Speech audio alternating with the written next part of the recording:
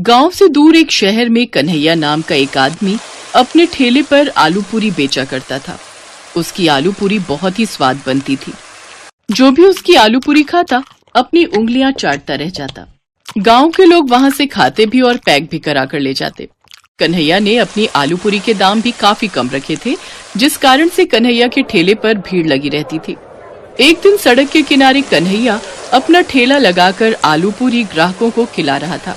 अरे भैया, एक प्लेट और देना। इस आलू पूरी का स्वाद तो इतना बढ़िया है कि खाते चले जाओ भैया। अरे कन्हैया, तुम ऐसा क्या अपनी आलू पूरी में मिलाते हो भाई, जो इतना स्वादिष्ट बनती है? नहीं साहब, मैं ऐसा कुछ नहीं मिलाता। ये तो आप लोगों का आशीर्वाद है जो मेरी बनी आलू पूरी का स्वाद और भी दुगना कर देता है। और इस तरह कन्हैया की आलू पूरी शाम तक समाप्त हो जाती। कन्हैया अपनी आलू पूरी में ताजी सब्जियों का इस्तेमाल करता था और मसाले भी अपने हाथ से कूट कर डालता था। कन्हैया गरीब जरूर था, लेकिन बहुत ईमानदार था। ऐसे ही एक समय की बात है। कन्हैया अपने परिवार के साथ अपने मित्र की शादी में जा रहा था। तभी रास्ते में उसकी पत्नी और उसके बच्चे को भूख लगती है। अरे सुनिए, मुझे और बच्चों को बहुत जोरों की भूख लग रही है, कुछ खिला दो ना। कन्हैया को वहाँ पर एक आलू पूरी का ठेला दिखाई दिया, जिस पर काफी भीड़ लगी हुई थी। कन्हैया ने कहा, चलो आलू पूरी खा लेते हैं, तुम्हें काफी भूख लगी थी ना। और वो अपने परिवार के साथ उस ठेले पर पहुँच गए। भैया, आलू पूरी बनाना। उसने आलू पूरी लगा कर दी। आलू पूरी खाते ही, अरे ये कैसी आलू पूरी है, इसमें तो कोई स्वाद ही नहीं, ये तो खाई ही नहीं जाएगी।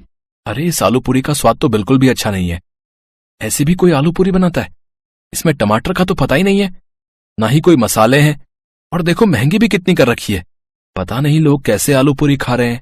और तो और देखो लोगों की भीड़ कैसी लगी हुई है। हाँ देखो ये लोग कैसे खा रहे हैं, इसमें तो बिल्कुल भी स्वाद नहीं है, मैं तो नहीं खा सकती। तभी बच्चा कहता है, पापा मुझे तो बिल्कुल भी अच्छी नहीं लग रही, मुझे तो आपकी बनाई हुई आलू पूरी ही अच्छी लगती है। ये कहकर तीनों ने अपनी प्लेट हटा दी।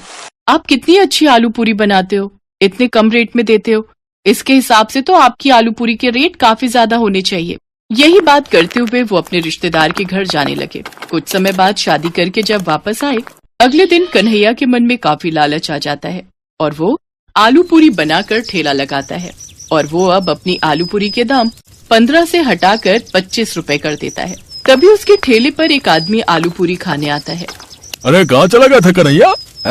एक दिन तुम्हारे हाथ की आलू पूरी नहीं खाई तो ऐसा लग रहा है मानो कुछ खाया ही नहीं हो। अभी देता हूँ साहब। और वह आलू पूरी देता है। ग्राहक आलू पूरी खाकर पैसे देने लगता है। तभी उसकी नजर उस बोर्ड पर पड़ती है। अरे ये क्या कन्हैया, तुमने रेट बढ़ा दिया? क्या करें साहब, अब महंगाई भी इतनी बढ़ गई है कि इतने कम दाम में अब गुजारा नहीं होता। कन्हैया अपनी आलू पूरी के दाम बढ़ा देता है, लेकिन फिर भी उसके ठेले पर भीड़ कम नहीं होती। कन्हैया सोचता है ऐसे तो मैं बहुत जल्दी अमीर हो जाऊंगा। कन्हैया को अब और लालच आ जाता है और अब कन्हैया अपने आलू पूरी में थोड़ी थोड़ी सभी चीजें कम कर देता है। उसके ठेले पर ग्राहक खाने आते हैं। तभी एक ग्राहक खाते हुए कहता है, क्या बात है भाई, आज तुम्हारी आलू पूरी में वो स्वाद नहीं है। नहीं साहब, ऐसी बात नहीं है, आलू पूरी भी वही है, बनाने वाला भी वही है, यह आपका वहम है। ऐसे ही संडे का दिन आया। उसने आलू पूरी बनाकर ठेला लगाया। संडे को उसके ठेले पर सबसे ज्यादा भीड़ होती थी। कन्हैया क्या बात है, आज कैसी आलू पूरी बनाई है? अरे भाई, इसमें तो बिल्कुल भी स्वाद नहीं है। इतने में दूसरा परिवार भी कहता है, हाँ कन्हैया, अब तुम्हारी आलू पूरी में बिल्कुल भी स्वाद नहीं है और पैसे भी तुमने इतने बढ़ा दिए। अब बाजार में साग सब्जी ही ऐसी आ रही है तो क्या करें साहब। फिर वो सभी लोग कन्हैया की आलू पूरी छोड़ सामने ठेले पर पकौड़ी खाने चले जाते हैं। ये देखकर भी कन्हैया को अकल नहीं आती और वो ऐसे ही आलू पूरी बनाता रहता है और उसका लालच बढ़ता ही जा रहा था। वो अमीर तो हो ही गया था, अच्छा घर, बच्चे को अच्छे स्कूल में पढ़ा रहा था। अब देखते देखते उसके ठेले पर कोई नहीं आता। क्या बात है, आज कोई आलू पूरी खाने नहीं आ रहा है। तभी कन्हैया ने देखा जो लोग उसकी आलू पूरी खाने आते थे आज सामने ठेले पर पकौड़ी खा रहे हैं। वाह भाई वाह, मजा आ गया पकौड़ी खा के। हैं क्या स्वाद है भाई, ऐसे पकौड़े तो मैंने आज तक कभी नहीं खाए। कहता हुआ चला जा रहा था। देखते ही देखते उसके सारे ग्राहक सामने ठेली पर जा पहुँचे। कन्हैया अपने ज्यादा लालच की वजह से अपना ही काम चौपट कर बैठता है और दुखी होकर कन्हैया सर पकड़कर बैठ जाता है और रोने लगता है और कहता है कि आज मेरे लालच की वजह से मेरे सारे ग्राहक चले गए। मैं जो भी कमा रहा था वो भी मेरे हाथ से गया। फिर वो सोच लेता है कि मैं फिर से पूरी ईमानदारी के साथ आलू पूरी बेचा करूंगा और कभी भी फिर ऐसा काम नहीं करूंगा।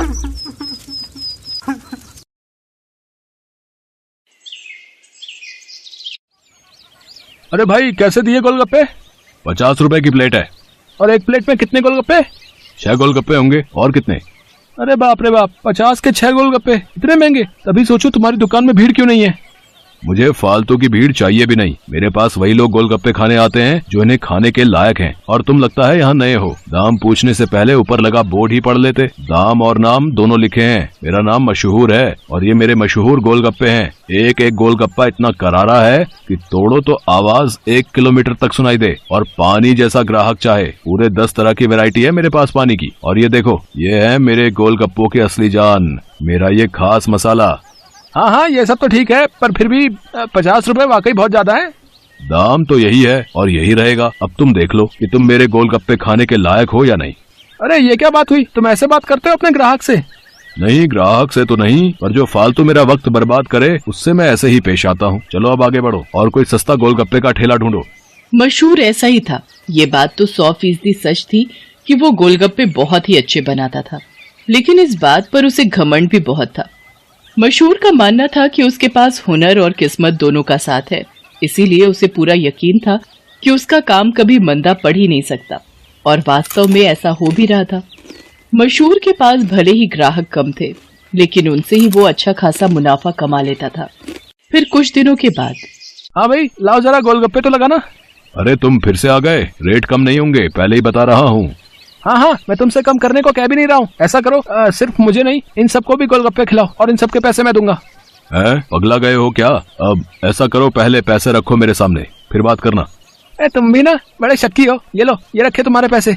इतना कहकर सूरज ने पूरे 2000 रुपए मशहूर के सामने रख दिए। सूरज अपने साथ जिन लोगों को लेकर आया था वो देखने में ही गरीब लग रहे थे।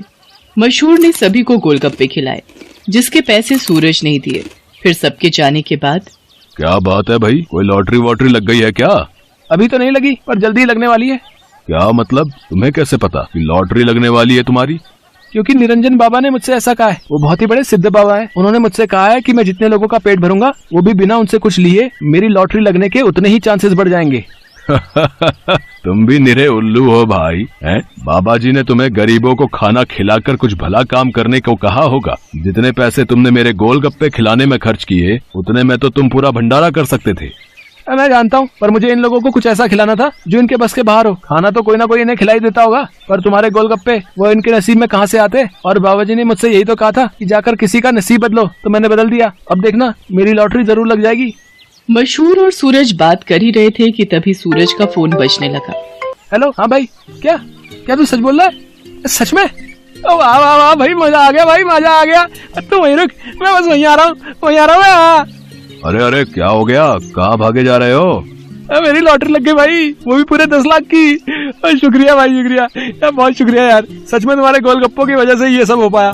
अच्छा, अब मैं चलता हूँ, मैं फिर आऊंगा और अगली बार और ज्यादा लोगों को लेकर आऊंगा। तुम तैयार है ना? इतना कहकर सूरज वहाँ से चला गया, लेकिन मशहूर को सोचने पर मजबूर कर गया। मेरे गोलगप्पे ऐसा भी कर सकते हैं, मुझे तो पता ही नहीं था। अगर मुफ्त में मेरे गोलगप्पे खिलाकर इस लड़के की किस्मत खुल सकती है, तो फिर मेरी क्यों नहीं? हाँ, अब से मैं भी लोगों के नसीब बदलूंगा। अब वो नहीं, बल्कि मैं खुद अपने गोलगप्पे लोगों को फ्री में खिलाऊंगा। अगले दिन मशहूर ने सबसे पहले अपने लिए एक लॉटरी का टिकट खरीदा और फिर उसके हाव भाव बिल्कुल ही बदल गए। साथ ही उसकी दुकान का बोर्ड भी अब गोलगप्पों की कीमत की जगह पर लिखा था बिल्कुल फ्री। मतलब वो सच में अब लोगों को मुफ्त में गोलगप्पे खिला रहा था। साहब, कभी सपने में भी नहीं सोचा था कि आपकी दुकान में खड़े होकर गोलगप्पे खा सकूंगा। भगवान आपका भला करे, आपकी खूब तरक्की हो, आप जो चाहो वो सब आपको मिले। मैं भगवान से यही प्रार्थना करूंगा। मशहूर को पहली बार किसी ने ऐसा कुछ कहा था। मशहूर को बहुत अच्छा लगा, लेकिन अब भी मशहूर के दिमाग में उसका खुद का फायदा पहले था। उस दिन अपने बनाए हुए सारे गोलगप्पे मुफ्त में खिलाने के बाद वो फौरन लॉटरी ऑफिस पहुंचा। मशहूर चंद, हाँ मुबारक हो, आपको इनाम मिला है पूरे 10,000 का। क्या सिर्फ 10,000? पर पहला इनाम तो 10 लाख का था। हाँ, तो वो पहला इनाम भी तो है। आपकी किस्मत इतनी भी अच्छी नहीं है, शुक्र मनाइए कि 10,000 तो मिले। मशहूर इनाम के 10,000 लेकर अपने घर वापस आ गया। वो उदास था और नाराज भी। क्या हुआ जी, लॉटरी लगी क्या?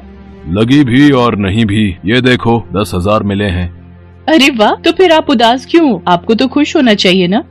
अरे पर 10,000 से क्या होता है, इतने में तो 4-5 दिनों में अपनी दुकान से ही कमा लेता हूँ। उस लड़के को तो पहला इनाम मिला था, वो भी पूरे 10 लाख का, और उसने तो इतने कम गोलगप्पे खिलाए थे। मैंने तो अपने सारे गोलगप्पे मुफ्त में खिला दिए, फिर भी मुझे क्या मिला और उसे क्या मिला?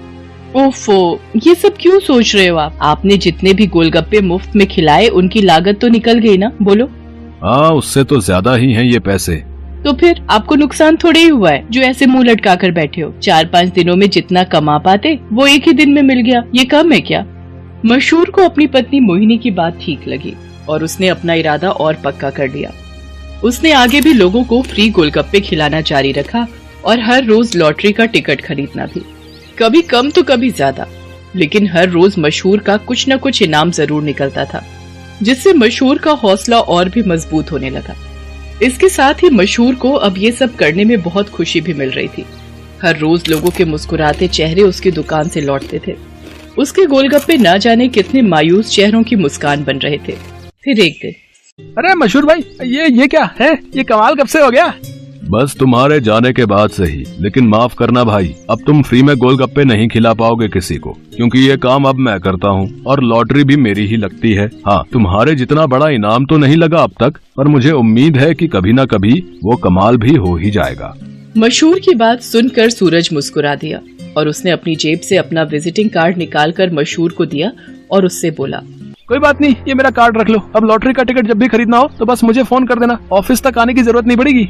सूरज के विजिटिंग कार्ड पर उसी लॉटरी ऑफिस का पता लिखा था जहां से मशहूर हर रोज लॉटरी की टिकट खरीदता था। असल में वो ऑफिस सूरज का ही था और उसी की वजह से हर रोज मशहूर का कोई न कोई इनाम जरूर निकल रहा था। कार्ड देखते ही मशहूर सारी बात समझ गया। उसने सूरज के सामने हाथ जोड़ते हुए कहा, मैं ये बिल्कुल नहीं पूछूंगा कि तुमने ये सब क्यों किया, क्योंकि शायद मैं जानता हूँ। बहुत बहुत शुक्रिया भाई, मुझे ये एहसास कराने के लिए कि ज्यादा पैसे कमाने से जरूरी है दुआएं कमाना, लोगों को खुशियाँ बांटना, जो मेरे गोलगप्पे बहुत आसानी से कर सकते हैं। इसके बाद मशहूर ने कभी लॉटरी का टिकट नहीं खरीदा, बल्कि वो फिर से अपने गोलगप्पे बेचने लगा। लेकिन उसके गोलगप्पों का दाम पहले से बहुत कम था, जिसकी वजह से अब हर कोई उसके स्वादिष्ट गोलगप्पों का मजा ले पा रहा था।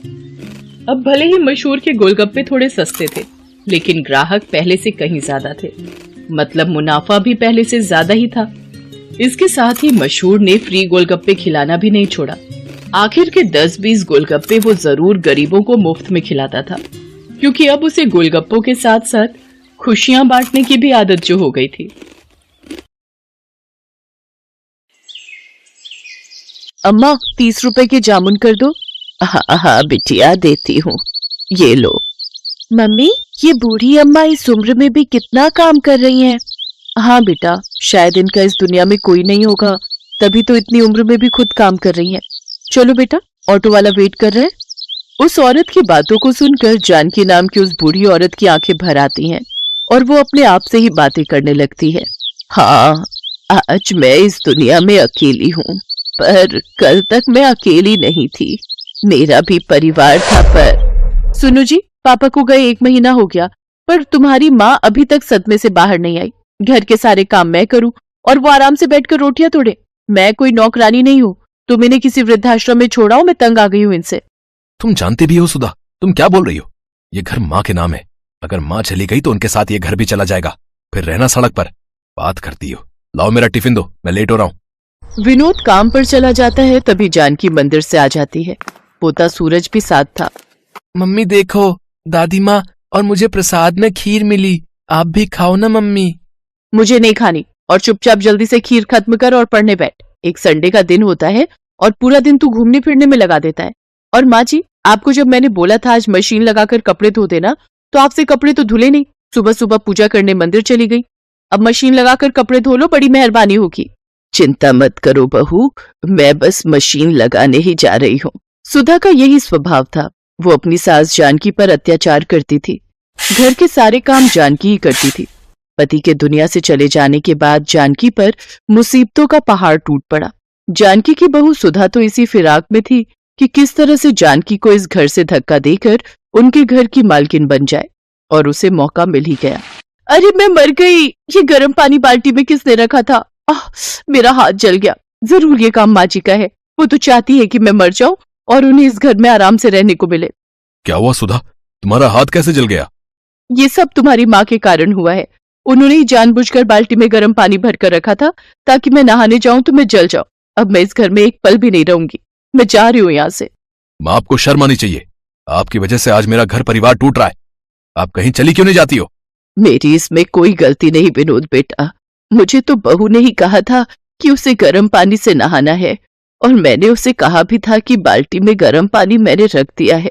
मुझे नहीं पता कि ये बहू ऐसा क्यों कर रही है। तुम बेकार में ही मुझ पर नाराज हो रहे हो। हाँ, मैं ही झूठी हूँ, आप ही सच्ची हो। रहो अपने बेटे के साथ। सूरज स्कूल से आ जाए तो मैं उसे लेकर चली जाऊंगी। चिंता मत करो सुधा, मैं कोई ना कोई इंतजाम कल तक कर ही लूंगा, पर माँ इस घर में नहीं रहेगी। विनोद काम पर चला जाता है और सुधा अपने कमरे में जाकर सो जाती है। कुछ देर बाद सूरज स्कूल से आता है, तब वो उठती है। मम्मी दादी कहाँ हो सब? अरे मेरा राजा बेटा आ गया। चल तू बैठ, मैं तेरे लिए अभी खाना लगाती हूँ। माँ जी, खाना बन गया या नहीं? अरे ये कहाँ चली गई? मम्मी दादी कहाँ चली गई? उन्होंने मुझे बोला था आज वो मुझे पार्क में झूला झुलाने ले जाएंगी। सुधा पूरे घर में देखती है पर उसे कहीं भी जानकी नजर नहीं आती। वो विनोद को फोन मिलाती है। विनोद घर आता है। विनोद, सूरज माँ जी से मिलने के लिए रो रहा है। अब उसे कैसे समझाएं? चिंता मत करो सुधा, मैं सूरज को समझाता हूँ। सूरज बेटा रोते नहीं है। तुम्हारी दादी जी हरिद्वार गई हैं, वहां एक बहुत बड़ी पूजा होने वाली है, इसलिए उन्हें आने में थोड़ा समय लगेगा। कुछ दिनों बाद तुम्हारी दादी आ जाएंगी, ठीक है? सुधा और विनोद किसी तरह सूरज को समझा देते हैं, पर वो दोनों जानकी के बारे में कुछ भी पता करने के बारे में नहीं सोचते। जानकी सड़कों पर अकेली बेसहारा घूम रही थी। जानकी के पास जो थोड़े बहुत पैसे थे वो लेकर वो दूसरे शहर आ गई और एक झुग्गी में रहकर अपना गुजारा करने लगी। अब तो बहुत से झुग्गी वाले जानकी को जानते थे। जानकी को घर से निकले आज 10 साल हो गए। पिछले 10 सालों से जानकी अपने परिवार से दूर है, पर विनोद और सुधा ने उसे ढूंढने तक की कोशिश नहीं की। गर्मियों का सीजन आया तो जानकी ने मंडी से जामुन खरीदे और जामुन बेचने लगी। आज 80 साल की उम्र में जानकी इस दुनिया में परिवार के होते हुए भी अकेली है और आज भी खुद से कमाकर अपनी जिंदगी गुजार रही है। जानकी काकी, घर चल रही हो? मैं घर ही जा रही हूँ। शोभा बिटिया, अभी बहुत जामुन पड़े हैं। मैं सोच रही हूँ कुछ देर और बैठ जाती हूँ। थोड़े और बिक जाएंगे तो नुकसान नहीं होगा। लाला के जामुन के पैसे लौटाने हैं। घर ले गई तो जामुन खराब हो जाएंगे। और तुम्हारी नारियल पानी की बिक्री हुई कि आज थोड़ी?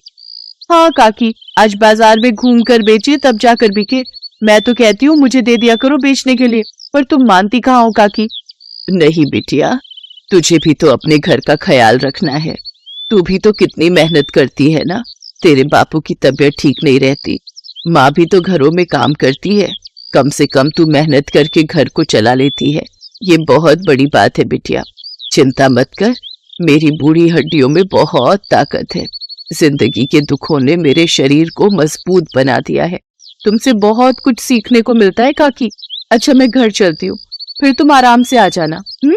जानकी को जामुन बेचते रात हो गई। उसके पास अभी भी जामुन बचे हुए थे। तभी उसके पास एक गाड़ी आकर रुकती है। अरे यार, जामुन खाने का बहुत मन हो रहा है। चल ना, उन अम्मा से जामुन लेते हैं।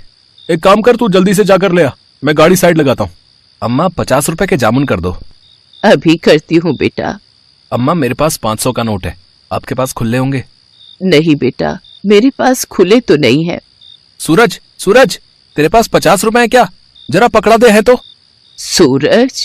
जानकी सूरज नाम सुनकर थोड़ी घबरा जाती है।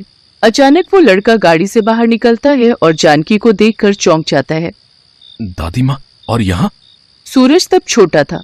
10 साल का बच्चा सूरज आज 20 साल का हो चुका था।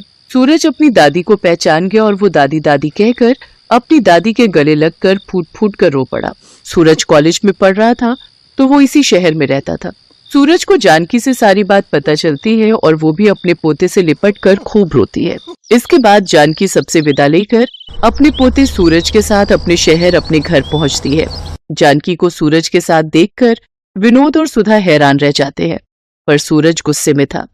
मम्मी पापा, आखिरी बार आप लोगों से मिलने और अपना सारा सामान लेने आया हूँ। आज के बाद मैं आप लोगों को अपनी शक्ल कभी नहीं दिखाऊंगा। मैं दादी के साथ रहूंगा। आपने मुझसे झूठ बोला कि दादी माँ हरिद्वार गई हैं। पर आज 10 साल बाद दादी की हालत देखकर सचमुच मुझे आपको अपने माता पिता कहते हुए भी शर्म आ रही है। मैं हमेशा दादी माँ के बारे में आपसे पूछता था, पर आप हमेशा टाल देते थे। कहीं ऐसा ना हो जैसा आपने दादी माँ के साथ किया है ना, कल आपके साथ ऐसा हो जाए। पर नहीं, आपके साथ ऐसा कुछ नहीं होगा, क्योंकि मैं तो आप दोनों के साथ अपने सारे रिश्ते तोड़कर दादी माँ के साथ जा रहा हूँ। नहीं सूरज बेटा, ऐसा मत कर, हम तेरे बिना जी नहीं पाएंगे। हमें माफ कर दो सूरज बेटा, ऐसा मत करो, तुम हमारे बुढ़ापे का सहारा हो।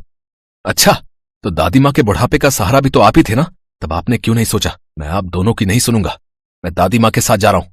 सूरज जानकी के साथ वापस जाने लगता है। तभी सुधा और विनोद रोते बिलखते जानकी के पैरों में गिर जाते हैं। माँ जी मुझे माफ कर दो, मुझसे गलती हो गई माँ जी। माँ सूरज को समझाओ ना माँ। जानकी वहीं रखी एक कुर्सी पर बैठ जाती है। नहीं सूरज बेटा, अब मुझे किसी डॉक्टर की जरूरत नहीं। मैं अपने पोता और बेटा बहू से मिल ली। अब जीने की इच्छा नहीं सूरज बेटा। अपने माता पिता को माफ कर देना, अपने माता पिता की खूब सेवा करना। माता पिता का आशीर्वाद भगवान का आशीर्वाद होता है। हमेशा खुश रहना बच्चों। इतना कहते ही जानकी की गर्दन एक ओर लुढ़क गई। ऐसा लग रहा था मानो वो अपने बेटा बहू और पोते से मिलने के लिए ही अब तक इस दुनिया में जिंदा थी। विनोद और सुधा की आंखों में शर्मिंदगी के आंसू थे। सूरज अपनी दादी से लिपटकर बहुत रोता है। आज उसकी दादी गरीबी में जिंदगी के दुखों को झेलते हुए इस दुनिया से जा चुकी थी।